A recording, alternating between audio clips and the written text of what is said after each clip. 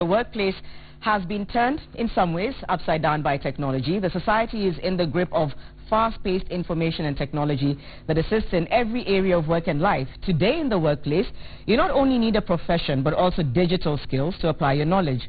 Technology and machines happen to be replacing people and at times declaring certain jobs redundant. Is our society ready for the digital age, or is part of what it is to blame for runaway joblessness in Kenya? How can those entering the job market ensure they are well equipped in technology to survive? Basically, is technology king at the workplace, or are other skills equally important? That forms the basis of our discussion tonight. What do you think? Use the hashtag #CitizenBusiness on Twitter or text us on 22422. Our panelists in studio tonight, on my right we have Sailesh Savani, the founder of CompuLinks, and on my left we have Elijah Sitima. He's from Institute of Human Resource Management. Thank you both so much. Thank you. For joining us. Elijah, let me start with you, and of course Sailesh will get your views on this as well. Machines and computers replacing people at work, we've just read that. So how can one prepare for this eventuality? Chadet, it's a fact that now technology is with us, and in terms of you becoming relevant in the workplace, you need to get your skills be tested and upskilled every now and again. We're seeing where other countries robots are working and they're more efficient than humans.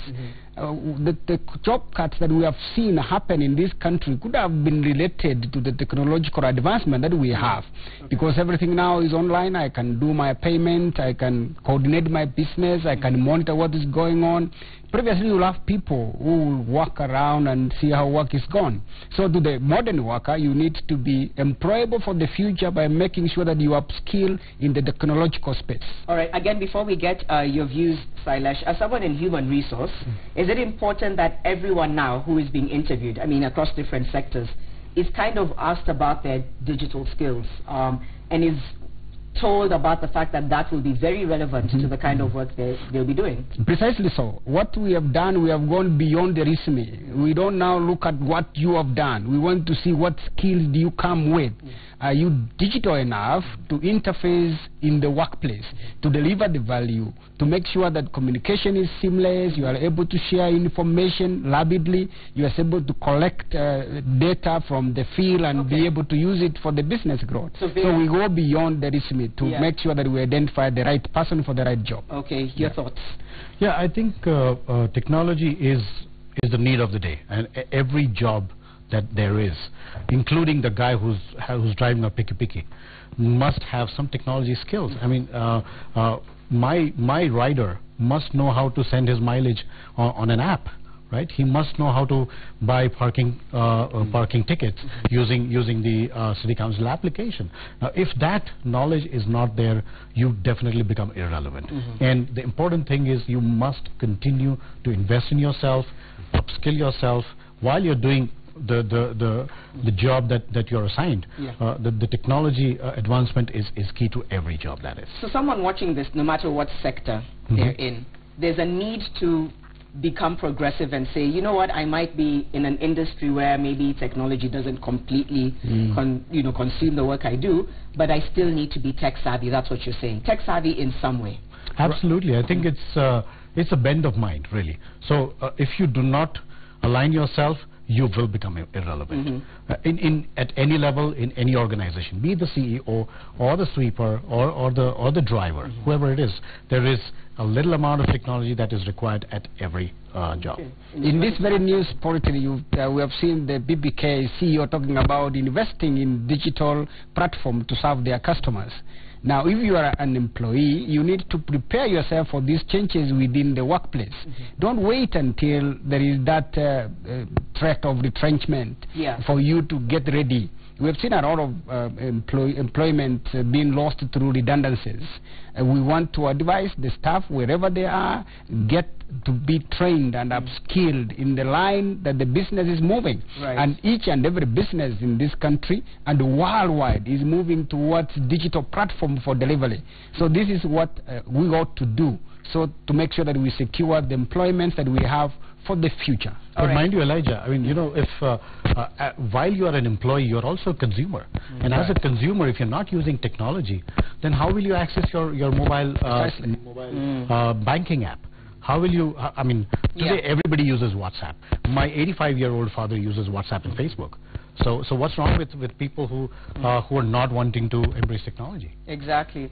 You know, you just mentioned retrenchment, and I know that that's also part of what we're discussing tonight. So should the government ensure, based on, you know, what the two of you are saying, that there's a policy to assist those being laid off, you know, especially when it comes to the fact that many non-skilled and technical work is done by machines? What kind of policies are in place, or is it just a case of bad luck and not being progressive enough? Of course, the government has got in place the laws that provide for retrenchment in terms of payment for severance pay, in terms of you being redundant. There's some money that you have to be paid. This is the much that the government has done, but we would want the government to have infrastructures in place to support those who are declared redundant to be able to start their own enterprise, and especially in the area of computerization and making sure that they are able to support themselves after the end of the work. But what we need to look at is it possible that I can purchase insurance for unemployment from the severance pay that I've been paid from my previous employment? This is the question we want to ask ourselves. How flexible are we in trying to get ready for the future? Because it seems that jobs are getting less with digitalization, right? And that means many people are going to be out of employment, and that government support is required to make sure that the infrastructure is in place in terms of training, education, and all vocational trainings, that they are able to prepare the citizenry for the next employment that we are going to have. Okay. I beg to differ there. You know, if companies are retrenching and using technology as a disguise, I think it's unfair. Okay, because if I was relevant enough in my organization and my job is being done by some kind of automation, then I will have a place in that value chain where I'm adding value if I'm relevant, if I'm technologically skilled enough to be able to run that process.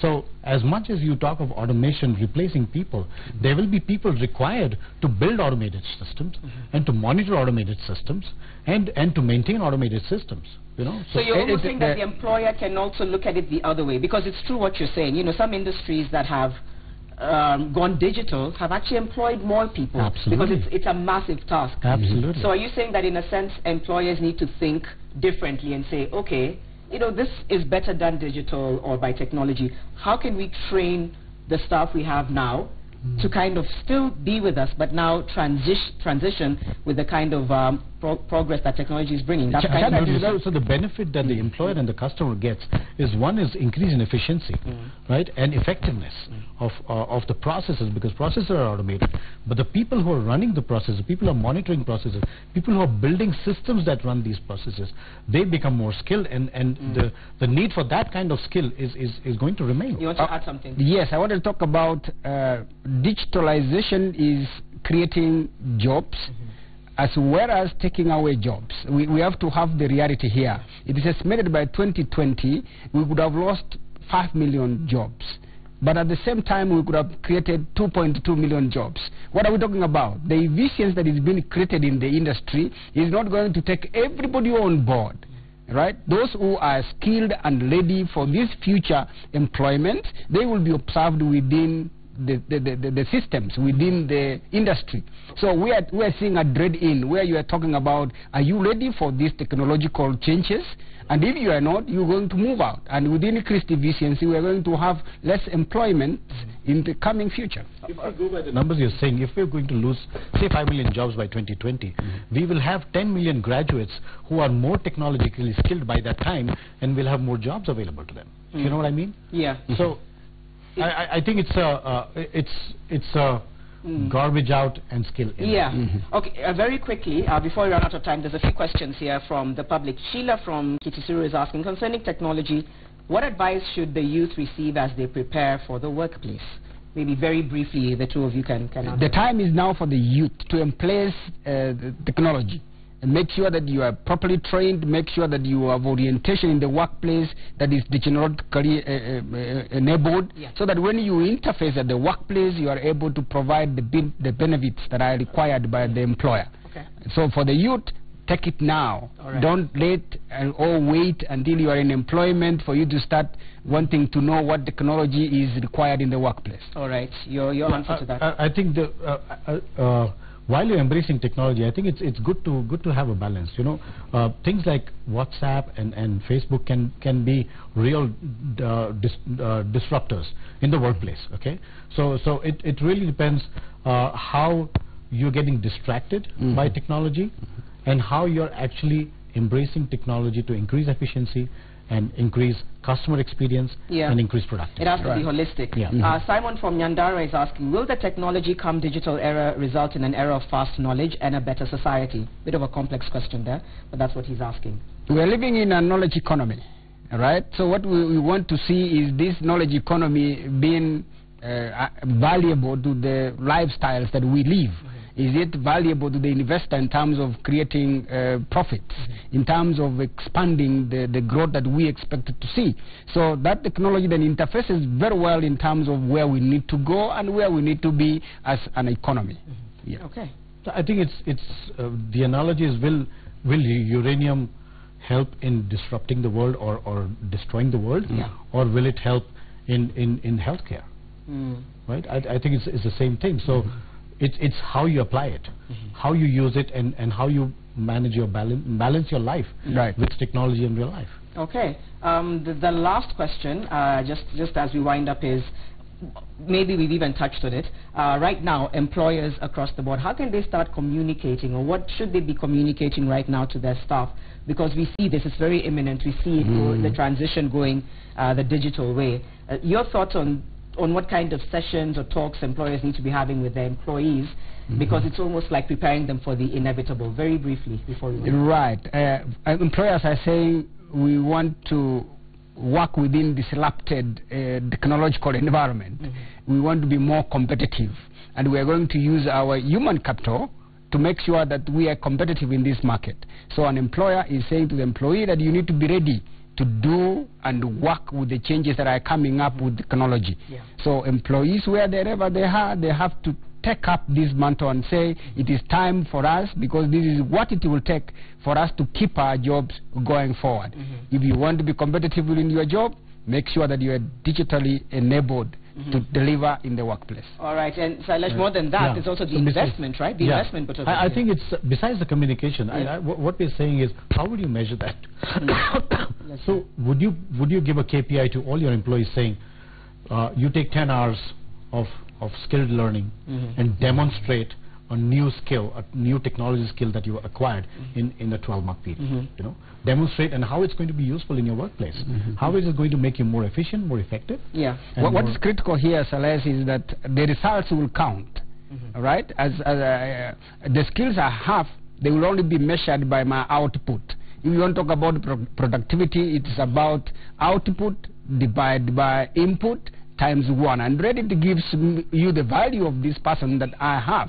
So the output is what is going to determine whether you are relevant for that industry and whether you are going to keep your job going forward, and or you are able to find relevant employment within the economy with the skills that you have developed in terms of giving results to the investor. Very quickly, and just you know, as we completely wind up, there's also you know, the chance here and the responsibility, in a sense, for the employer to invest in training, right? And I feel like sometimes maybe that's not coming out very strongly. You're expecting this person to be progressive and understand how the industry is changing and adapting to technology.